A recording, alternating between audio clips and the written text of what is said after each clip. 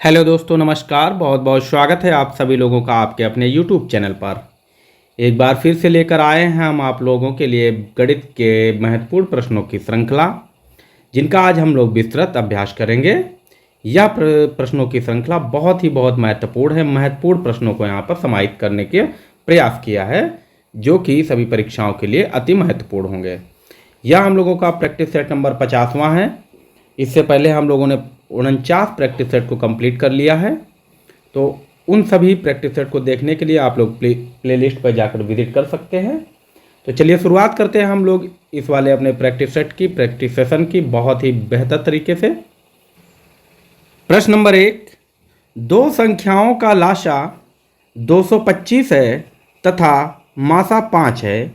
यदि एक संख्या 25 हो तो दूसरी संख्या क्या होगी? हमको निकालनी है दूसरी संख्या, जबकि दिया है लासा यानी कि एलसीएम दिया है जो 225 है, 225 है, और यहाँ पर हम लोगों को एचसीएफ दिया है। क्लियर है? एचसीएफ दिया है जो कि 5 है, और एक संख्या दी है 25, एक नंबर 25 दिया है। तो हमें ज्ञात करना है, सेकेंड नंबर फाइंड करना है। क्या 5 हो जाएगा, 25 हो जाएगा, 45 या फिर 225 होगा? तो हम लोग जानते हैं कि लाशा गुणे माशा, ये फॉर्मूला है। लाशा गुणे माशा, प्रथम संख्या गुणे दूसरी संख्या। क्लियर है? दूसरी संख्या। तो यहाँ से लाशा देखेंगे आप लोग तो 225 है, माशा 5 है, प्रथम संख्या जो हमको दी है 25 है, और दूसरी संख्या क्या मानेंगे? इसको हम लोग x मानेंगे, और यही x की वैल्यू हम लोगों को निकालनी रहेगी। तो हम लोग क्या करेंगे, सीधे x को यहाँ छोड़ेंगे, और ये जो 25 है, जो 25 है, ये यहाँ आएगा इसके अपॉन में, यानी कि बटे में आ जाएगा। क्लियर है? तो इसको हम लोग लिख सकते हैं 225 गुणे 5 बटे में 25 यानी कि अपॉन में 25 इक्वल में x, और यहाँ से x का मान निकल आएगा। क्लियर है? बात समझ पा रहे हैं आप लोग? तो जब हम 25 से 225 को भाग करेंगे तो ये 9 बार भाग हो जाएगा। क्लियर है? अब संख्या क्या हो गई, 9 गुणे 5 बराबर में x हो जाएगा। जब 9 गुणे 5 करेंगे तो हो जाएगा 45। क्लियर है? 45 हो जाएगा, और ये x का मान निकला, यानी कि जो दूसरी संख्या होगी वो 45 होगा। ऑप्शन नंबर सी बिल्कुल सही आंसर हो जाएगा। क्लियर है? प्रश्न नंबर 2, 15 वस्तुओं का क्रय मूल्य 10 वस्तुओं के विक्रय मूल्य के बराबर है, तो प्रतिशत लाभ क्या है? हमको निकालना है प्रतिशत लाभ। क्लियर है? प्रतिशत लाभ निकालेंगे तो क्या लिखेंगे हम लोग? लाभ। क्लियर है ना? लाभ गुणे 100, और बटे में क्या लिखेंगे? अपॉन में लिखेंगे, क्या लिखेंगे? विक्रय वस्तु। क्या लिखेंगे? विक्रय वस्तुएं लिखेंगे, या वस्तुएं या मूल्य लिखेंगे, कुछ भी आप करेंगे। तो जब लाभ निकालना होगा तो क्या करेंगे? कितनी वस्तुएं हैं? 15 हैं, तो लाभ निकालेंगे 15 माइनस 10 गुणे 100 अपॉन में 10 यानी कि 10। क्लियर है? यहाँ जब 15 से 10 जाएगा तो बचेगा 5, और ये 10 से जब 100 को भाग करेंगे तो आ जाएगा 10, और ये हो जाएगा 5 गुणे 10 यानी कि 50। तो जो लाभ प्रतिशत है वो 50% है। ऑप्शन नंबर सी बिल्कुल सही आंसर हो जाएगा। क्लियर है? चलते हैं हम लोग अगले प्रश्न पर। प्रश्न नंबर 3, यदि x अनुपात y बराबर 3:4 है तथा y अनुपात z 3:4 हो, तो x plus y plus z upon 3z किसके बराबर होगा? हमको जो y है वो 2 बार दिया है, तो इसको जो मान निकालना होगा कि हम देखें कि x का मान क्या है, y का मान क्या है, और z का मान क्या है। तो सबसे पहले हम x, y और z का अनुपात निकालेंगे। तो इसको इस तरीके से लिखेंगे, x अनुपात y, नीचे y अनुपात z। तो जब इसको लिखेंगे तो यानी कि x का मान क्या है, तो आप देखेंगे कि 3:4 पहले दिया है और यहाँ पर क्या दिया है y/z, यानी कि 3:4, और यहाँ पर लिखेंगे 3:4। बात समझ पा रहे हैं? तो सबसे पहले x, फिर y, फिर z करेंगे। क्लियर है? तो इसको जब हल करेंगे तो ये 3 और 3 को मल्टीप्लाई करेंगे, ठीक है, यानी कि 3 × 3 कितना हो जाएगा, तो 9 हो जाएगा, 3 तिहाई 9, और ये 9 जो है वो x में लिखेंगे, यानी कि ये x का अनुपात निकलेगा। क्लियर है? अब उसके बाद y का जब अनुपात निकालेंगे तो हम इसको इस तरीके से गुणा करेंगे, 3 × 4 करेंगे तो हो जाएगा, आप कहेंगे 12। तो ये y का जो है मान निकला, y का अनुपात निकल आया। अब जब हम लोगों को z का अनुपात निकालना है तो ये 4 और ये 4 इस तरीके से, तो 4 × 4 करेंगे तो हो जाएगा 16। यानी कि अब आप समझ पा रहे होंगे कि जो x का मान है वो 9 है, y का मान 12 है और z का मान 16 है। हमको क्या निकालना है, x + y + z अपॉन में, यानी कि बटे में 3 × z करेंगे। तो x का मान 9, यहाँ 9 करेंगे, प्लस y का मान 12, यहाँ 12, प्लस z का मान 16, 16 और बटे में 3 × 16। बात समझ पाए हैं? ओके। अब जब हम इनको जोड़ेंगे तो 16 12 28, 28 और 9 हो जाएगा, तो इसको इधर लिखेंगे, हो जाएगा 37। कितना हो जाएगा? 37। और जब 3 × 16 करेंगे तो आप कहेंगे 16 तिहाई 48 हो जाएगा। तो 37/48 जो कि ऑप्शन हमको मिल रहा है, ऑप्शन नंबर डी बिल्कुल सही आंसर हो जाएगा। यहाँ पर जो है 37/48 जो मिल रहा है वो ऑप्शन नंबर डी में दिया हुआ है और यही मेरा आंसर हो जाएगा। क्लियर है? उम्मीद करता हूँ आपको बेहतर समझ में आया होगा। चलते हैं हम लोग अगले प्रश्न पर। प्रश्न नंबर 4, एक त्रिभुज की भुजाओं की लंबाइयों का अनुपात 3:4:5 है तथा उसका परिमाप 144 सेंटीमीटर है। त्रिभुज की बड़ी भुजा निकालनी है। तो हम लोग जानते हैं त्रिभुज का परिमाप क्या होगा, तीनों साइडों को जोड़ना होता है। ये परिमाप क्लियर है?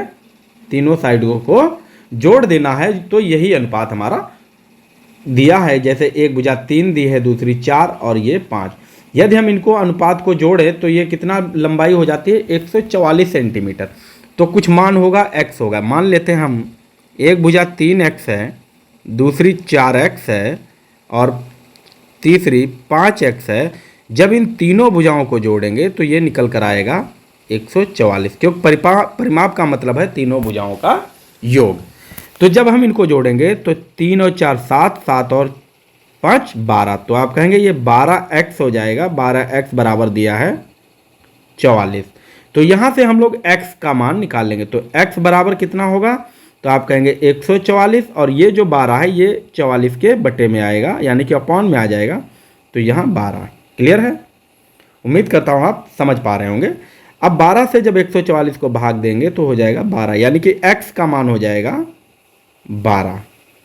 यहाँ तक बात समझ में आई? ओके। अब यहाँ देखिए हम लोगों ने क्या किया है कि इसको क्या माना 3x, यानी कि इसको हम लिख सकते हैं 3 × 12। इसको क्या लिख सकते हैं 4 × 12 और इसको लिख सकते हैं हम लोग 5 × 12। तो एक भुजा कितनी 36, दूसरी 48 और तीसरी हो जाएगी 60। जब इनको हम जोड़ेंगे तो ये 144 हो जाएगा। क्लियर है? तो सबसे बड़ी भुजा पूछिए, सबसे बड़ी भुजा क्या, तो आप कहेंगे 60 हो जाएगी। 60 यानी कि ऑप्शन नंबर ए बिल्कुल सही हो जाएगा। उम्मीद करता हूं कि आप बेहतर समझ रहे होंगे। चलते हैं हम लोग अगले प्रश्न पर। प्रश्न नंबर 5, 5 अंकीय सबसे बड़ी संख्या तथा 6 अंकी सबसे छोटी संख्या का अंतर क्या होगा? क्या 1 हो जाएगा, क्या 9 हो जाएगा, 11 हो जाएगा या फिर 99 हो जाएगा? क्या हो जाएगा इसका अंतर? इन्होंने कहा है 5 अंकी सबसे बड़ी संख्या, तो सबसे बड़ी संख्या क्या होती है, 9 होती है। क्लियर है? तो 5 अंकों की, ये 5 अंकों की सबसे बड़ी संख्या हो गई। अब इन्होंने कहा है कि 6 अंकों की सबसे छोटी संख्या, तो 6 अंकों की सबसे छोटी संख्या क्या होगी, यही तो होगी। अब इसका अंतर निकालना है। यदि हम ये वाली संख्या यहां से घटा दें तो इसको इस तरीके से लिखेंगे। क्लियर है? तो यहाँ से 1 जाएगा, यहाँ हो जाएगा 9, 10 हो जाएगा, यहाँ 9 हो जाएगा, यहाँ 9, यहाँ 9, यहाँ 9, यहाँ 10 से 9 गया तो 1, बाकी 9 से 9 0, ये भी 0, ये भी 0, ये भी 0, और यहाँ तो 0 है ही। ठीक है, 9 जाएगा, यहाँ 1 हो जाएगा। क्लियर है? तो अंतर क्या होगा? तो आप कहेंगे अंतर हो जाएगा 1। क्या समझ में आ रहा है? देखो यहाँ जो है वो 6 अंकों की सबसे बड़ी संख्या क्या होगी? तो कहेंगे आप 1 लाख। क्या हो जाएगा? 1 लाख हो जाएगा। और 5 अंकों की सबसे बड़ी संख्या, ये 6 अंकों की सबसे छोटी संख्या, और ये 5 अंकों की सबसे बड़ी संख्या है, जिसको हम लोग कहेंगे 99,999। यानी कि 1 लाख से जब 99,999 घटाएंगे तो क्या बचेगा? 1। यही हमको बताना था। क्लियर है? प्रश्न नंबर 6, 225 भागे 15 प्लस 77 गुणे 44 भागे 77 लिखा है। इसका आंसर क्या होगा? क्या 77 हो जाएगा, क्या 99 हो जाएगा, 1 हो जाएगा, या फिर 59 हो जाएगा? तो चलिए इसको भी हम लोग सॉल्व कर लेते हैं। कैसे सॉल्व करेंगे? तो हम लोग लिखेंगे 225 यानी कि 225 भागे का मतलब अपॉन यानी कि बटे में 15। बात समझ पाए हैं? प्लस लिखा है 77 गुणे 44 हो जाएगा, और भागे का मतलब अपॉन में 77 हो जाएगा। यहाँ बात समझ में आई? अब देख पा रहे होंगे कि यहाँ 77 और 44 गुणे में है, यहाँ अपॉन में है, तो ये कट जाएगा। क्लियर है? और जब 15 से 225 को भाग करेंगे तो ये हो जाएगा 15। 15 प्लस क्या बचा? 44 हो गया। जब इनको आप जोड़ेंगे तो कितना आंसर हो जाएगा? तो हो जाएगा 59। ऑप्शन नंबर डी बिल्कुल सही आंसर हो जाएगा। उम्मीद करता हूँ आपने बेहतर समझ लिया होगा। तो चलते हैं हम लोग अगले प्रश्न पर। प्रश्न नंबर 7, 889 की घात 378 का इकाई का अंक होगा। 889 की पावर 378 में हमको जो नंबर बताना है वो इकाई का अंक हमें बताना है। क्लियर है? क्या 4 हो जाएगा, 2 होगा, 3 होगा, या फिर 1 हो जाएगा? तो क्या हो जाएगा? तो चलिए हम लोग देख लेते हैं। ऐसे प्रश्नों में जैसे ये लिखा है 889 की घात 378, तो इस घात को हम यहाँ उठाएंगे और इससे 1 कम करके लिखेंगे। 378 लिखा है तो इसको हम लोग लिख सकते हैं 377, और इसको भाग करेंगे किससे? तो आप कहेंगे 4 से भाग करेंगे तो क्या हो जाएगा? 4 नेमा 36, ये 36 हो गया। 37 से 36 गया, 1 बचा तो उतारेंगे 17, और 4 चक्कू 16 हो जाएगा। तो जो शेष बचा वो कितना बचा? 1 बचा है, और इसमें हम +1 करके इसकी घात लिखेंगे, यानी कि 889 की घात 2 हो जाएगा। शेष में 1 जोड़कर हम यहाँ घात लिखेंगे। तो अब हमें मतलब किससे है? तो इकाई से। तो इकाई का मतलब 9 की घात 2, 9 की घात 2 का मतलब 9 गुणे 9, यानी कि हम लिख सकते हैं इसको 81। और इकाई का अंक क्या है? तो आप कहेंगे 1 है, जो कि ऑप्शन नंबर डी में बिल्कुल सही दिया हुआ है। क्लियर है? और वैसे भी आप लोग कर सकते हैं कि 9 यदि पीछे संख्या दी है तो उसका इकाई का अंक या तो 9 हो सकता है, या 9 हो सकता है, या फिर 1 हो सकता है। 2 ही इकाई के अंक हो सकते हैं।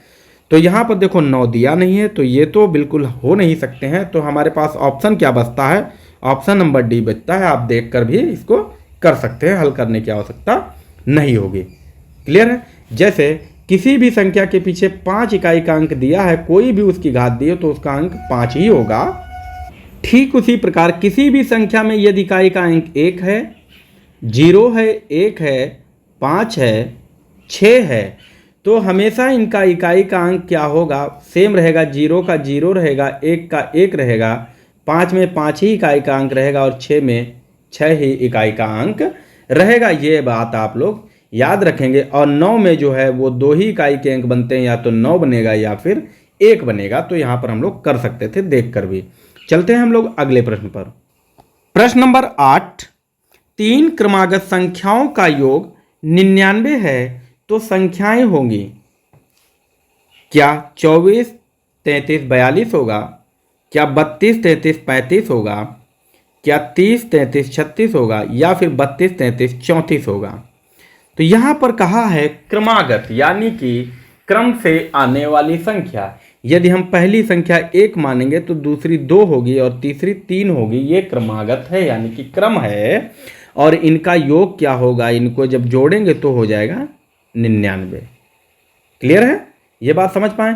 तो इसी प्रकार से यदि हम पहली संख्या मान लें कि x है, ठीक है, x है, और दूसरी संख्या क्या होगी, तो आप कहेंगे x प्लस 1 होगी, और तीसरी संख्या क्या हो जाएगी, तो x प्लस 2 हो जाएगी।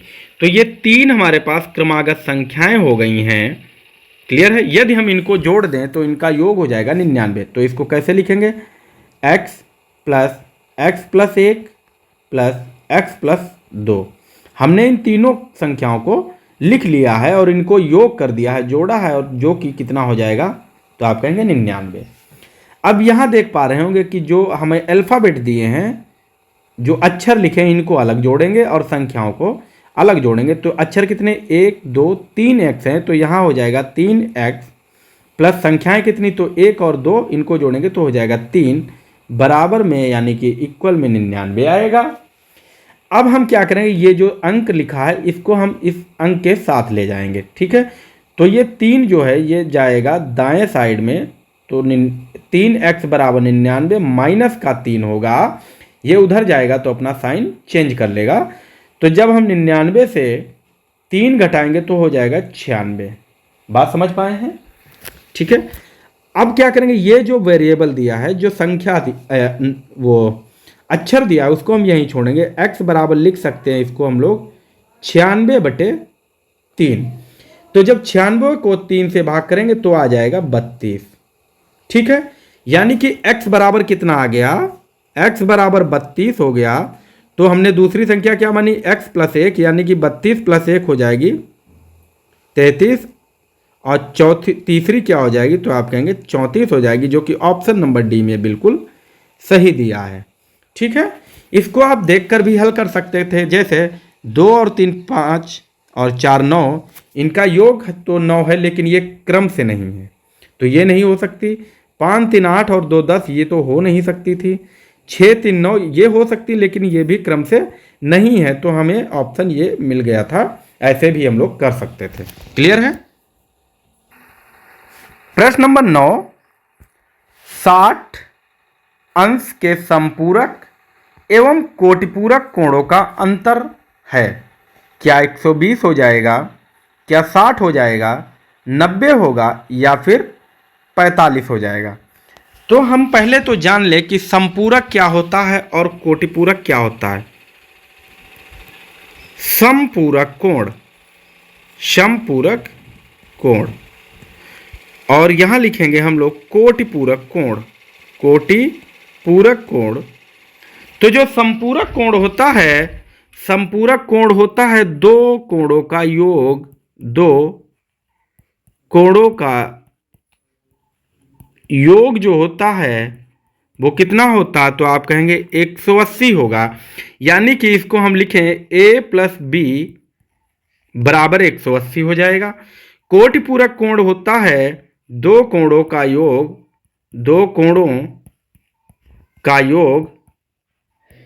योग कितना होगा, तो आप कहेंगे 90 हो जाएगा। यदि हम इसको लिखें a प्लस बी बराबर 90, तो इसको हम यहां देखो संपूरक कितना, 60 का संपूरक क्या, यहां अगर हम 60 प्लस बी लिखेंगे तो कितना करेंगे, तो ये 60 जो आएगा ये 180 माइनस 60 हो जाएगा, तो कितना निकलेगा 120।